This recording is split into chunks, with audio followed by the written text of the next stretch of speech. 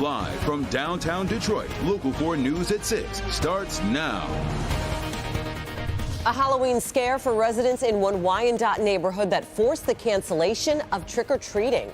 City officials say a roach infestation is so bad at one home that the Monday on the 20th Street has now been canceled. And they say that cancellation is to stop the roaches from spreading. Victor Williams joins us live with the latest on this cancellation. Victor. Yeah, Sandra and Pamela, you guys said it best. The Halloween this year is not going to be the same for folks right here in Wyandotte, all because of the roach problem at this house being so bad. The city doesn't want anyone out there tracking any eggs on the bottom of their shoes.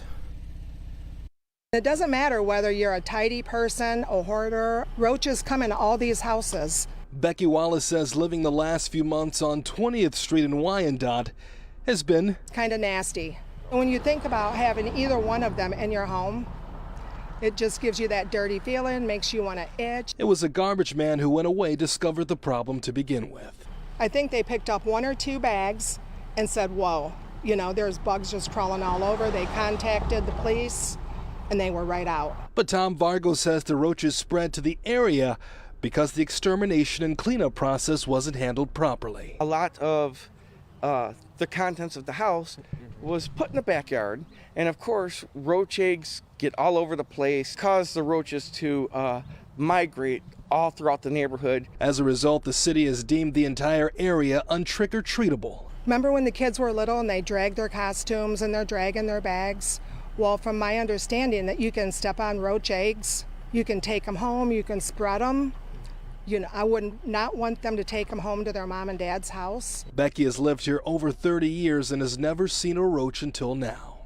There was cockroaches in my driveway. There was a lot of baby ones. But at least it appears things are moving in the right direction.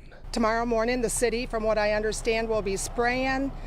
They have people that are going to come in, get rid of all the contents in the house, and we're going to take it from there. Now, City Council did meet to talk about this matter many times before, actually. We're told on the 10th and then also the 14th. At the same time, we're told that there was a family living at the home. They were given 30 days to get everything cleaned up, and unfortunately that was not able to happen, so they have now been removed. Victor Williams, Local 4. All right, Victor, changing some people's plans for sure this Halloween. Thank you. Time now for a check of the weather, and things are clear after another morning of some pretty dense fog. It really was foggy out there. Forewarned weather meteorologist Brian Sherman joins us now with a look at what we can expect tonight and also for the rest of our work week. Hey there, Sandra and Pamela. Good evening, everybody. Yeah, we've been dry all day today after that dense fog early this morning. We will look at some rain moving into the region as we head through the overnight hours tonight and into our Halloween on Monday. Exact Track 40 radar, a clean sweep for now across all of southeastern Michigan, but we have kept that cloud cover around. Tower cam from Windsor looking across the river. Pretty much overcast skies, save just a few breaks for a little bit of sunshine. We're sitting at 59 right now here in Detroit, 58 over in Howell, 57 right now in Pontiac, and 56 as you're working over into Adrian. That cloud cover lifting off to the north and east, working throughout much of this morning into the afternoon. Rain not far behind it from Kalamazoo down to Coldwater and closing in on Toledo. So while we're dry for most of this evening, we will bring those rain showers in after midnight tonight. Temperatures falling very slowly to right around 50 by midnight, and it looks like it's going to be a soggy Halloween before drier weather moves in for the majority of next week. I'll break down your trick-or-treating forecast and how warm things are going to get ahead. Your complete forewarned forecast coming up in just a few minutes.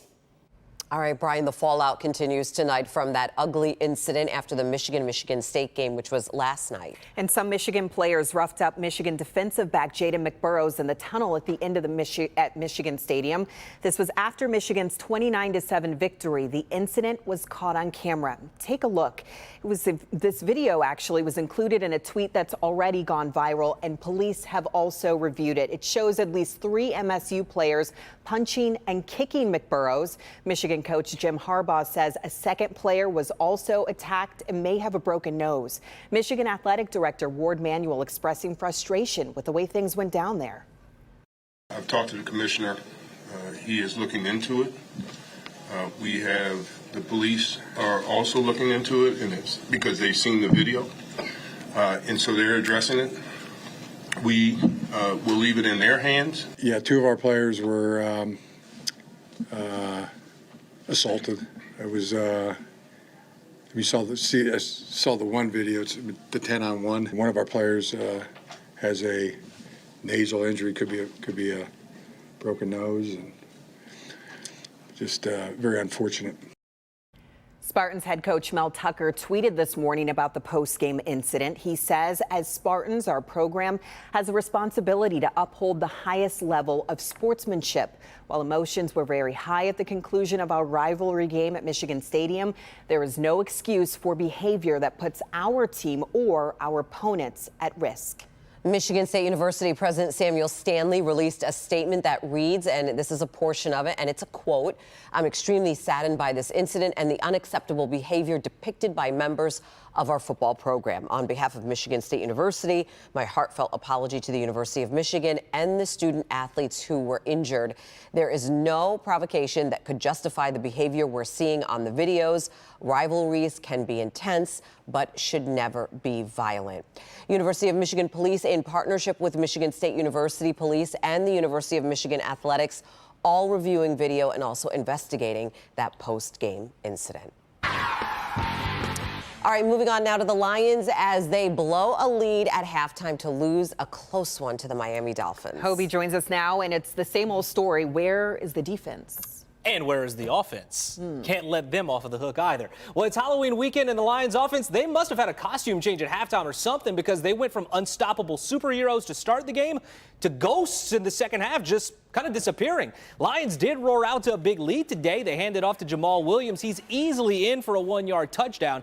The Lions led it 21-7 and were up by 10 at halftime.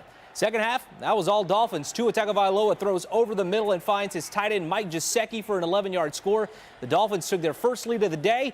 Then with 3 minutes to go on 4th and 2, Jared Goff just goes for it all. But he and Josh Reynolds are off the mark. The Dolphins, they were able to run the clock out after that. They win 31-27. The only way to clean up everything is to go back to work. That's all I know. So we go back to work. Because if we don't, we have no chance of being in any of these games. So let's get back into it. We had a chance to win that game. And once we get that chance, let's see if we can handle the pressure better and not shoot ourselves in the foot. Some good news, though. We need it. Wait for it. Here you go. The Lions announced at halftime today that they'll be putting up a statue of Barry Sanders outside of Ford Field. That's going to be coming up in 2023.